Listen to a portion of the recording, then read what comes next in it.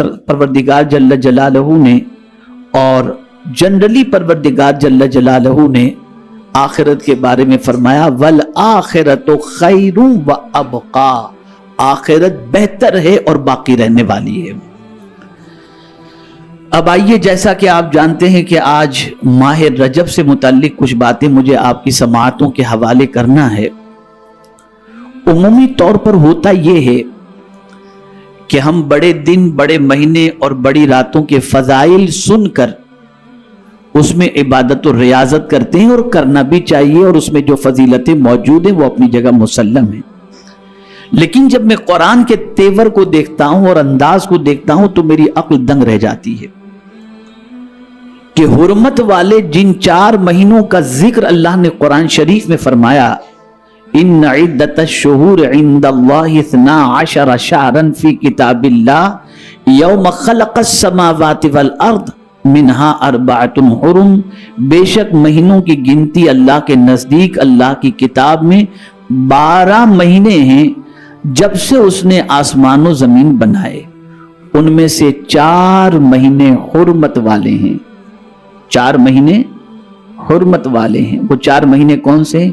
माह रजब, ज़िलक़ादा, ज़िलहज और मुहर्रम। ज़िलक़ादा, ज़िलहज और मुहर्रम ये एक साथ हैं। माह रजब ये महीना अलग है, लेकिन ये 4 महीने हुर्मत वाले हैं। हुर्मत से मुराद ये है कि इन माह मुबारक के अंदर गुनाहों से अपने आप को बचाओ, इसका एहतराम करो, इसमें इबादत और रियाजत करो। और इन महीनों में, उस जमाने में भी लोग क़ताल वगैरह से और जंग वगैरह से बचते थे, इन महीनों का एहतराम करते थे। अब इस महीनों के अंदर अल्लाह ने करने की बजाय न करने का हुक्म दिया कि ये 4 महीने जो हुर्मत वाले हैं, इन 4 हुर्मत वाले महीनों में फला तज़लिमू फीहिन्ना अनफुसकुम, इन महीनों में अपनी जान पर जुल्म न करो।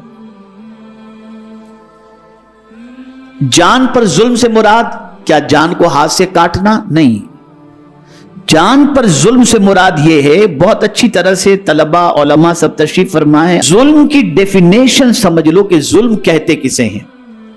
जब आप ये डेफिनेशन समझ लेंगे तो आइंदा जुल्म के हवाले से अच्छी तरह से बात आपको समझ में आ जाएगी कि क्या चीज जुल्म है और क्या चीज जुल्म नहीं। जुल्म की डेफिनेशन है वज़उ शैए अला गैर महल्लिही, जो चीज जिस काम के लिए बनाई गई उसकी बजाय उसके दूसरे महल, दूसरी जगह पर, दूसरे काम में उस चीज का इस्तेमाल करना, यह है जुल्म। तवज्जो चाहूंगा, मिसाल के तौर पर टोपी कहां के लिए बनाई गई? बोलिए, सर के लिए। अगर कोई शख्स टोपी को पैर के अंदर रखता है तो यह क्या हुआ? जुल्म हुआ। तो बात इस मिसाल के जरिए आप समझ जाएं कि जो चीज जहां के लिए वज़ा की गई, बनाई गई, उसके गैर में उसको रखना, गैर जगह में रखना, यह है जुल्म। तो अब कुरान कहता है फला तज़लिमू फीहिन्ना अनफुसकुम, इन हुर्मत वाले महीनों में अपनी जान पर जुल्म न करो। मतलब यह है कि तुम्हारी आंख अल्लाह ने जिस काम के लिए बनाई उसी को आंख से देखो। अगर तुमने आंख को जो चीज देखने के लिए दी उसकी बजाय जिसको नहीं देखना चाहिए वो देख रहे हो, तो तुमने आंख पर जुल्म कर दिया। तो इस माह मुबारक में अपने पूरे पार्ट्स ऑफ बॉडी को और अपने ख्यालात को, अपने वजूद को जुल्म से बचाओ, यानी हर उस चीज से बचाओ जिस चीज से अल्लाह अज़्ज़ा व जल्ल ने बचने का हुक्म दिया। हाथ का इस्तेमाल सही तौर पर करो, जबान का इस्तेमाल सही तौर पर करो, कान का इस्तेमाल सही तौर पर करो, दिमाग का इस्तेमाल सही तौर पर करो। अगर तुमने अपोजिट किया تو تم نے اپنی جان پر ظلم کیا. اور ان حرمت والے مہینوں کے احترام کے اندر بندوں کو چاہیے کہ ان حرمت والے مہینوں کے اندر اپنی جان پر ظلم نہ کریں. میرے پیارے آقا صلی اللہ تعالی علیہ وسلم کے پیارے دیوانوں، اور جان پر ظلم یہ ہے کہ ہم اپنے وجود کو اللہ کی نافرمانی میں ڈھکیل دیں، اللہ کے ارشاد کے خلاف ڈھکیل دیں، تو خود ہم اپنی جان پر ظلم کر رہے ہیں. مثال کے طور پر اگر آنکھ سے حرام چیز کو آپ نے دیکھی تو ہم نے آنکھ پر ظلم کیا اس اعتبار سے کہ آنکھ سے ہم نے غلط چیز دیکھی. اب حدیث مبارکہ میں ہے آقا کریم صلی اللہ علیہ وسلم نے حرام چیزوں کو دیکھنے والے کے بارے میں فرمایا کہ کل بروز قیامت اس کی آنکھ کے اندر جہنم کی سلاخیں ڈالی جائیں گی. کان سے ہم نے وہ چیز سنی جو اللہ عز و جل نے حرام فرمائی ہے، اس کے رسول صلی اللہ علیہ وسلم نے حرام فرمائی، تو فرمایا گیا کان کے اندر جہنم کا پگھلایا ہوا سیسا ڈالا جائے گا. تو اب جس کان پر ہم نے ظلم کیا، جس کان سے ہم نے غلط بات سنی، اللہ کی ناپسندیدہ بات سنی، اللہ کی حرام کردہ بات کو سنی، تو گویا ہم نے ہمارے کان پر ظلم کیا کہ اس کان کو ہم نے جہنم کے پگھلائے ہوئے سیسے کا حقدار بنا دیا. تو عام دنوں میں تو ظلم کرنے سے اپنے وجود کو بچانا ہی ہے، لیکن حرمت والے مہینوں میں خاص طور پر بچاؤ. اس لیے کہ میرے پیارے آقا صلی اللہ علیہ وسلم کے پیارے دیوانوں، ماہ رجب کے بارے میں اللہ کے رسول صلی اللہ علیہ وسلم نے فرمایا رجب شہر اللہ، کہ رجب اللہ کا مہینہ ہے. اتنا بڑا مہینہ ہے یہ، بہت عظمت والا مہینہ، بہت برکت والا مہینہ ہے. میرے پیارے آقا صلی اللہ تعالی علیہ وسلم کے پیارے دیوانوں، تو پہلی چیز آپ کو یہ ذہن میں رکھنی ہے کہ یوں تو ہمیشہ اپنے وجود کو گناہوں سے بچانے کی کوشش کریں، لیکن ماہ رجب کے اندر، ماہ ذی القعدہ، ذی الحج اور محرم کے اندر، ان حرمت والے مہینوں میں خاص طور پر اپنے وجود کو گناہوں سے بچائیں. میرے پیارے آقا صلی اللہ تعالی علیہ وسلم کے پیارے دیوانوں، یہ رجب کے مہینے کو حرمت والا مہینہ کیوں قرار دیا گیا؟ تو اس کی وجہ بیان فرمائی گئی کہ ان مہینوں میں سے رجب کی تعظیم اس لیے کہ لوگ اس میں عمرہ کرتے تھے، اور بقیہ مہینوں کی اس لیے کہ یہ مہینے حج کے لیے جانے، حج کرنے اور حج سے واپسی کے مہینے تھے. یعنی رجب کے اندر لوگ عمرہ زیادہ کرتے تھے، اور ذی القعدہ، ذی الحج اور محرم یہ وہ مہینے ہیں کہ اس میں بڑی تعداد لوگوں کی حج کے لیے جاتی ہے اور حج سے واپس ہوتی ہے، اس لیے ان مہینوں کو حرمت والا مہینہ قرار دیا گیا. اب ان حرمت والے مہینوں میں قرآن کی روشنی میں آپ سمجھ گئے کہ اپنی جان پر ظلم نہیں کرنا، لیکن آج میں آپ کو خاص ماہ رجب کی فضیلت اور اس میں کرنے والے کچھ اعمال کا تذکرہ کروں گا تاکہ ہم اپنے نام اعمال کے اندر کچھ نیکیوں کو جمع کر سکیں. حضرت انس رضی اللہ تعالی عنہ سے مروی ہے کہ تاجدار کائنات صلی اللہ علیہ وسلم نے فرمایا جس کسی نے حرمت والے مہینے میں جمعرات، جمعہ اور ہفتے کے دن روزے رکھے، اللہ تعالیٰ اس کے لیے 2 سال کی عبادت لکھ دے گا. میرے پیارے آقا صلی اللہ تعالی علیہ وسلم کے پیارے دیوانوں، حضرت سعید رضی اللہ تعالی عنہ سے مروی ہے کہ جس شخص نے رجب کا 1 دن کا روزہ رکھا تو وہ 1 سال کے روزے کے برابر ہے، اور جس نے 8 دن روزے رکھے تو اس کے لیے جنت کے 8 دروازے کھول دیے جائیں گے. اور جس کسی نے 10 دن روزے رکھے، اللہ تعالیٰ سے جس شے کے بارے میں بھی سوال کیا اللہ تعالیٰ اسے وہ عطا فرمائے گا. اور جس نے 15 دن روزے رکھے تو آسمان سے ندا دینے والا ندا دیتا ہے تیرے سابقہ گناہ بخش دیے گئے، بس نیا عمل کر، تمہارے گناہوں کو نیکیوں میں تبدیل کر دیا جائے گا. جس کسی نے اعمال میں اضافہ کیا اللہ تعالیٰ اس میں اضافہ فرما دیتا ہے.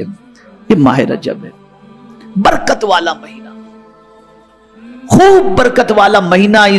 اس ماہ مبارک کے اندر خاص طور پر چونکہ اب وہ آ رہا ہے اور باقی حرمت والے مہینے ابھی باقی ہیں، اس مہینے کی تیاری میں لگ جائیں، اور جتنی عبادت، روزے، تقوی و طہارت اختیار کر سکتے ہوں ضرور اس میں کرنے کی کوشش کریں.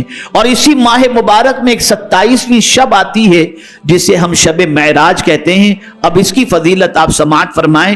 امام بہقی نے حضرت انس رضی اللہ تعالیٰ عنہ سے مرفوع روایت بیان کی ہے کہ رجب میں ایک رات ہے جس میں اعمال صالحہ کرنے والے کے لیے 100 برس کی نیکیاں لکھ دی جاتی ہیں.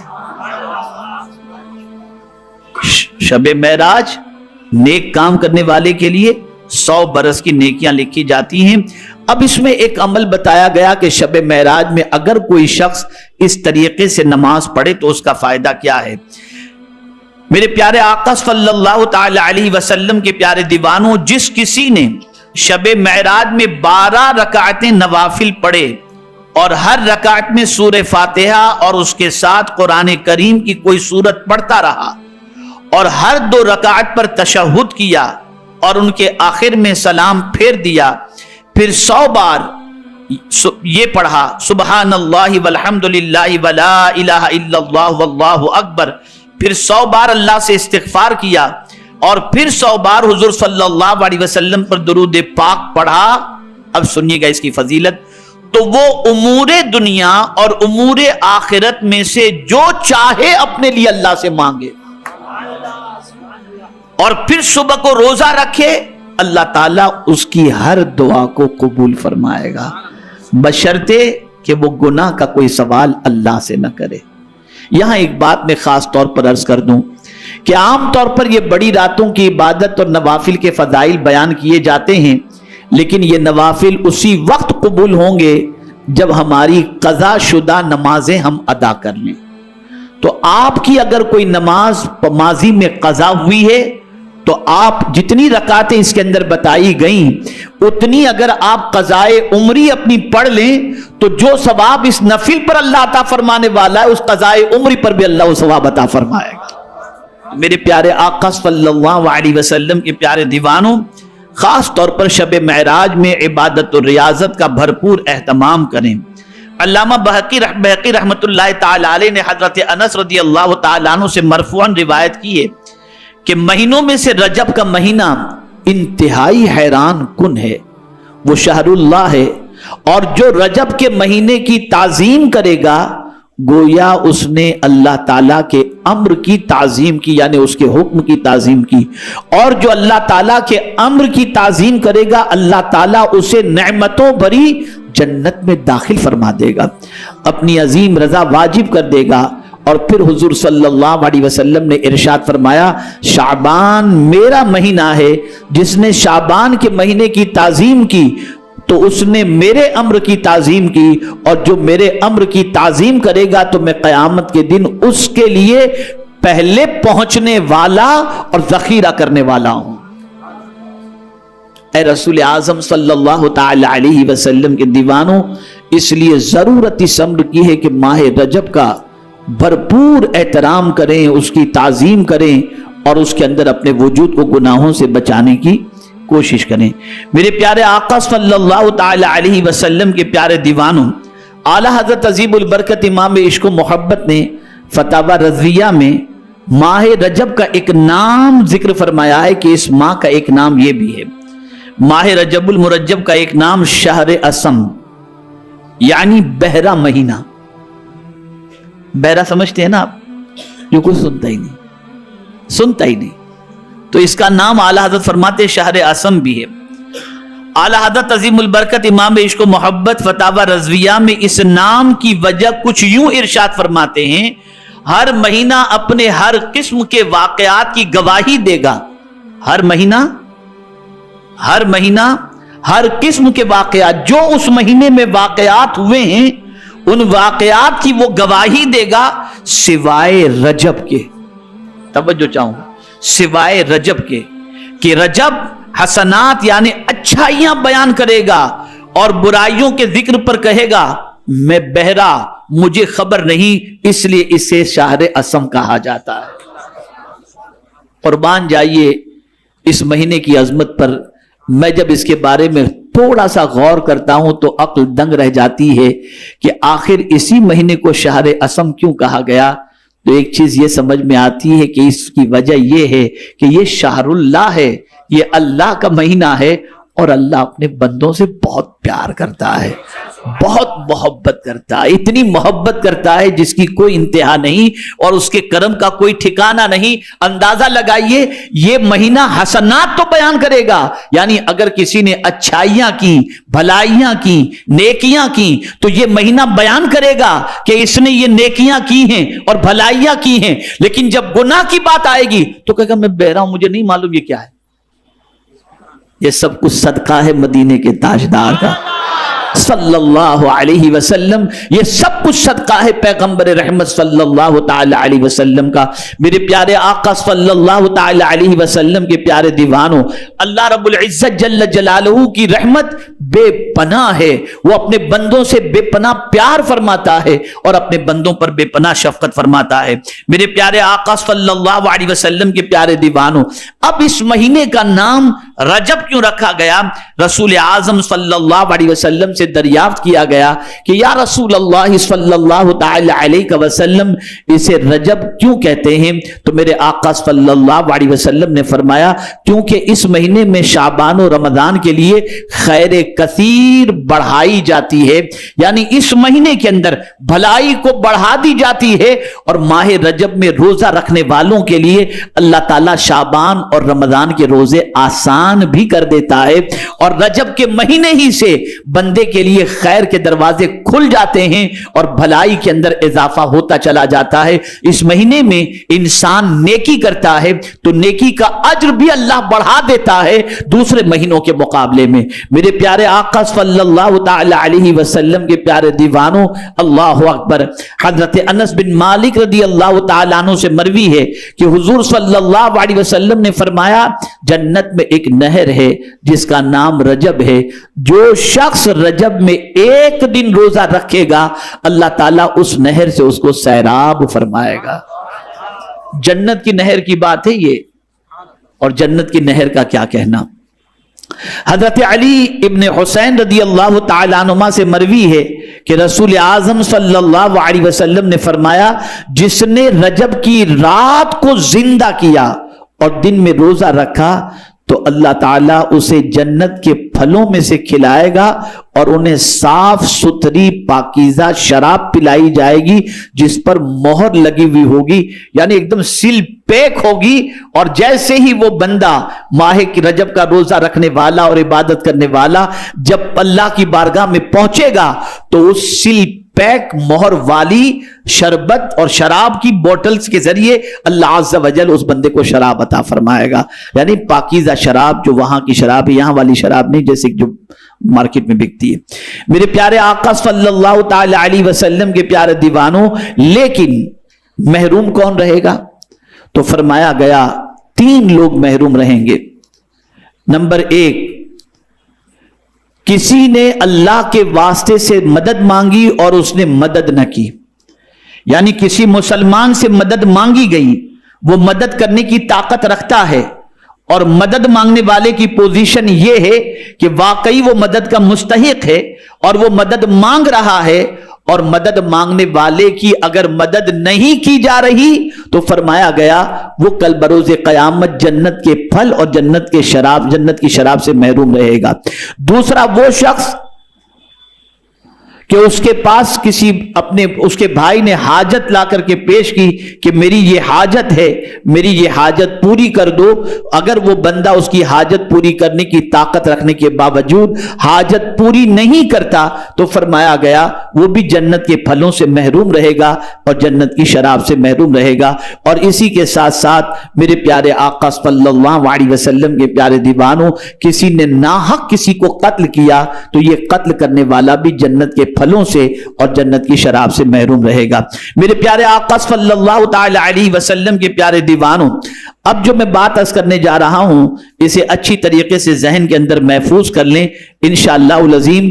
اس کے بعد آپ کوشش کریں گے کہ آپ ماہ رجب کا احترام کرتے ہوئے دعا کے اندر عبادت میں اپنے وقت کو گزار سکیں۔ سیدنا عبداللہ ابن عمر رضی اللہ تعالی عنہما فرماتے ہیں 5 راتیں ایسی ہیں جس میں دعا رد نہیں کی جاتی، جس میں دعا रद्द नहीं की जाती।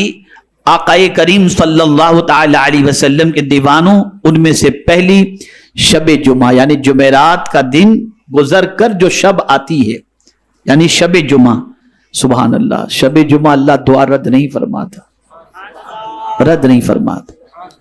हमारा हाल ये कि हम इन रातों की कद्र नहीं करते। बड़ी बरकत वाली रात है शब जुम्मा को। अगर कोई मर जाए उसे शहादत का मर्तबा नसीब हो जाता है। शब जुम्मा कसरत से दुरूद शरीफ अगर कोई पढ़े तो हुजूर फरमाते हैं सल्लल्लाहु अलैहि वसल्लम, कुन्तु लहू शहीदों व शफीअन यौमल क़ियामा।